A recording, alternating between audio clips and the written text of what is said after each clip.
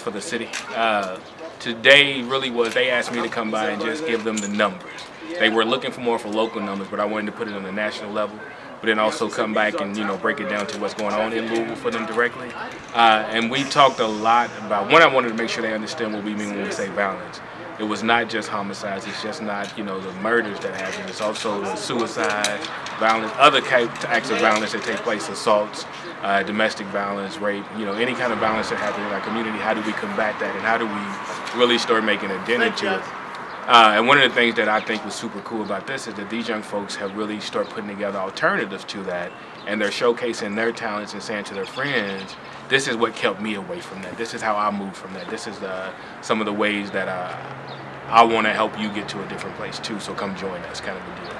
And you see the information that I shared around the, you know, the kids who are exposed to it, their IQ levels go down 10%, right? So there you can tell that there's some kind of trauma that's hidden, or something that's going on because of their exposure to violence. And then you can also look at, as when we're adults, the data shows that adults go through some of those same issues, and it all stems back to what they saw when they were younger and the violence that they were around. So I think as we get more and more clear about it, I think those numbers are going to start looking the same, and I think people are going to start looking at that data and trying to compare it to, which is another reason why we also got to pay attention to what's going on with the people who might not be directly affected by violence, but indirectly affected by violence. What do we do as a community to support them and get back to them and give them some kind of counseling? And I know in the report, there was a community response team that people had talked about putting together, and I know we've had some people trained.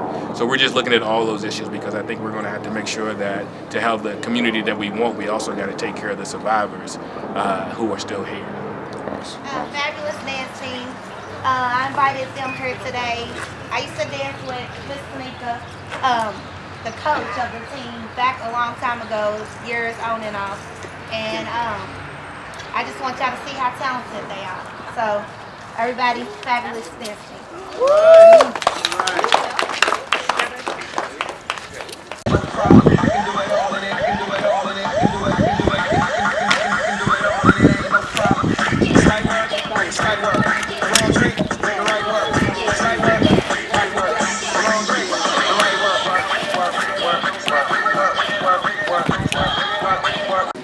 Or you might hear some of your favorite R&B songs that flow, that feel. So like, I like the way that melody sound, I like the way that strings sound.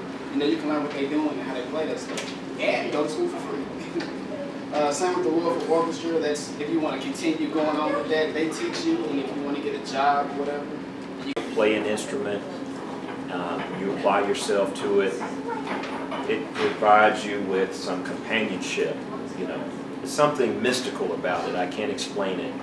So in the east, probably robbing. Ooh, stop it. I think that I'm the not going to pockets. When that 23 came, I thought I needed change.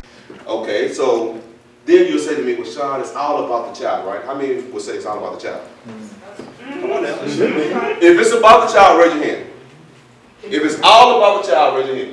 No, you can't throw no extra word in there. If it's about the child, raise your hand. If it's all... I've noticed here mostly in sports, especially with the U of L team, even the camaraderie with Baltimore that won the first thing they did when someone got hurt. What did they do? Have y'all noticed it? Right.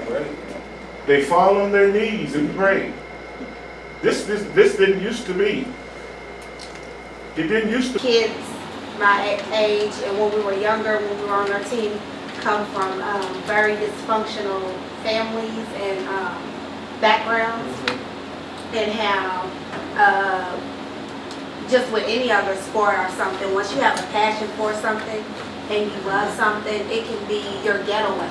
You know what I'm saying? From everything that you are going through. First of all, I want to thank you and congratulate the Simmons Scholars for hosting an event that is of great importance and significance to our community. And this has been a stellar success. Others will have, you will have events after this, but none greater than this event. This gives a topic of great concern. And so, bless you real good. And thank you so much. I know that you've all had a great time. It's been a great benefit to everyone. And now let's just go out and let's practice the things that we've learned today.